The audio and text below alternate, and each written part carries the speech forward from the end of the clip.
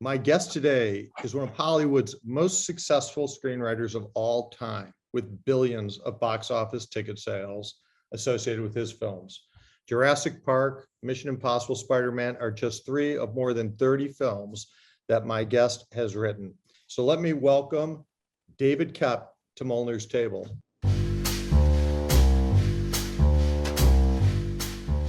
Indulge me for a moment while I read off some of the titles that you've written: Jurassic Park, Spider-Man, Mission Impossible, Carlito's Way, which was 1993, Indiana Jones and the Kingdom of the Crystal Skull, Jack Ryan, Shadow Recruit, Ghost Town, War of the Worlds, Death Becomes Her with Robert Zemeckis, Stir of Echoes, one of the films I love that I think you wrote and directed with your friend Kevin Bacon, The Paper, 1994, that you co-wrote with your brother Steve, and directed by Ron Howard, The Trigger Effect, which you mentioned before, with your friend Kyle MacLachlan. Were there films that you wrote that you think, well, I wish I had directed that? And I think you directed a number of the films I mentioned, and maybe 10 in total, over your career. But were there some that you think, oh, I wish I had, I wish I'd held on to Death Becomes Her and directed that film, or whichever one comes to mind?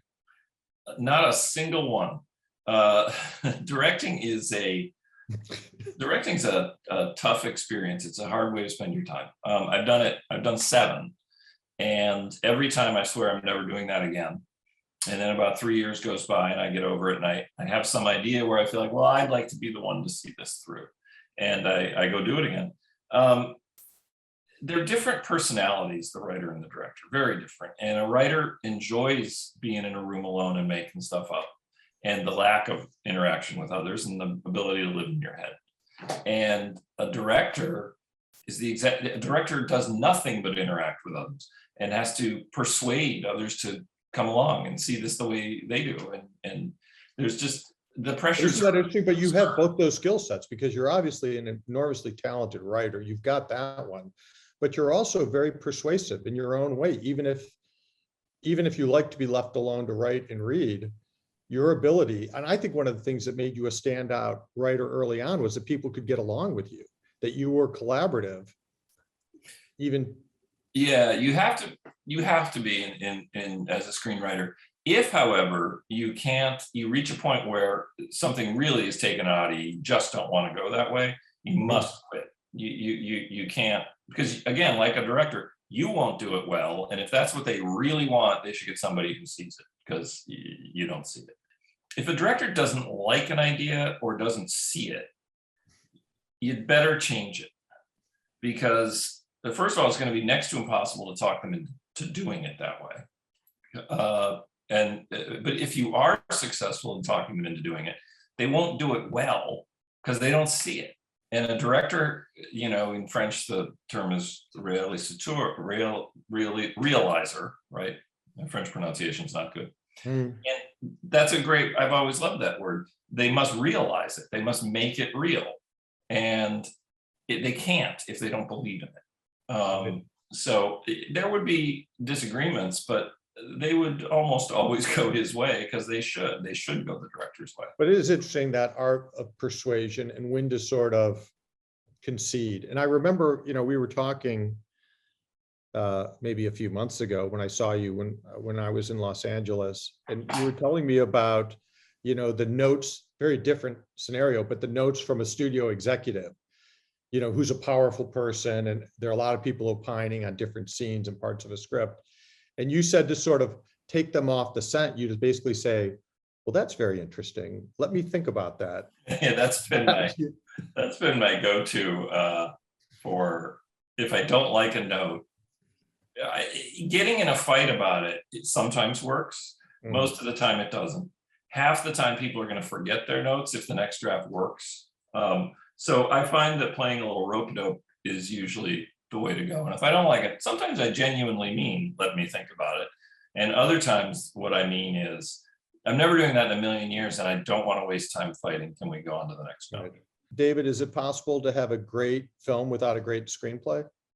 I don't see how, it kills me. Oftentimes reviewers, God love them, they don't really know what they're watching and who did what.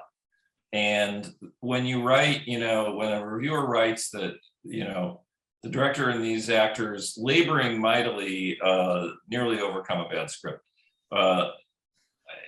Come on, the things that they did well means they were probably good in the script. The things that they did poorly might have been done poorly and be bad in the script, or maybe they were just done poorly. You can't, everybody has to work together. Like if you take a movie that that's indisputably a classic. Let's take E.T. Stevens clearly at the absolute peak of his powers, but so is Melissa Matheson, who had the idea and wrote a brilliant screenplay. So is John Williams, who wrote a score that is inseparable from the film.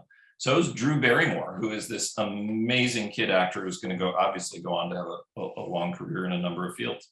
The cinematographer, it's absolutely stunningly shot.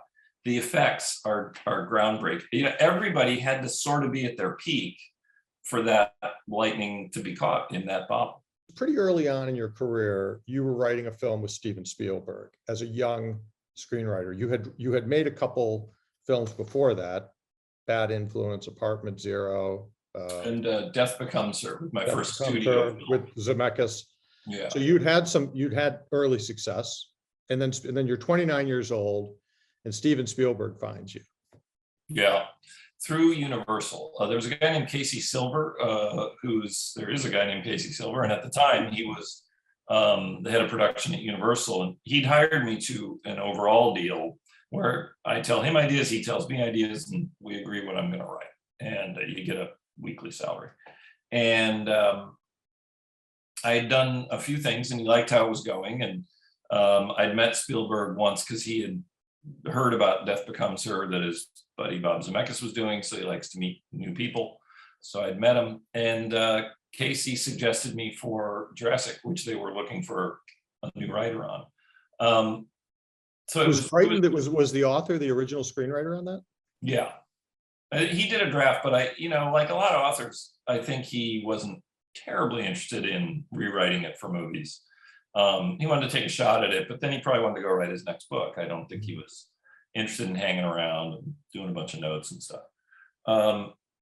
So I didn't, how I started in the movie, this, like when I talk to people or classes or young screenwriters or teach a class, the story of how I started is not a good one. It's not easy to like me, because, and it's certainly not something that you just think, well, I'll go do that. I got very lucky. I think I worked very hard. I know that. I think, I have a certain amount of talent and I worked hard at it, but I also got lucky. I met a number of fortuitous connections along the way, and, met people who kind of got what I wanted to do, and I think I got what they wanted to do. So, when I was 29, I was writing Jurassic Park, which would become the biggest movie of all time, setting me up to only be disappointed no matter what happens the rest of my entire career. You peaked at 29. Yeah. I'm going to say a name, and I want you to tell me the first thing that pops into your mind when I say that name. Do I have any limit on the words, or I can just... You can use a couple words. You can use three. You can do a couple words. You're very verbal, so you can say whatever you want about the person. I don't know your first one, so I'm going to respond, and you have to read the name. I'll do the first three. Okay. Compulsive liar, adorable, and asshole. Wow, this is going to be tough on you. My first name is Steven Spielberg. Yes. I take it back. Who's adorable? Just tell me number two, and I'll go Steven back. Soderbergh. Oh, he's adorable. Sam Raimi is the number three. Okay, let's start over. Okay, Steven Spielberg. Idea guy.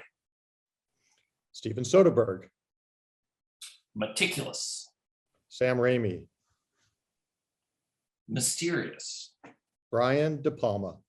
Outrageous. Alfred Hitchcock. The master. Ricky Gervais. Hilarious. That was my word for Ricky Gervais. Harrison Ford. Inscrutable. Tom Cruise. Energetic. Meryl Streep. Scary. Amanda Seyfried, Delightful. and Aaron Rodgers. Occasionally hard to love. David, I want to thank you very much for taking time. I want to remind our friends to pre-order Aurora. It'll be available on June 7th, but you can pre-order it now. June 9th is Dave's birthday, so I think it's a nice birthday gift to go out and to buy It this. makes So, a lot of sense to me. check out Aurora. I loved it. And Dave, I loved spending time with you. Thanks for doing this. Thank you, Johnny. Great to see you as always.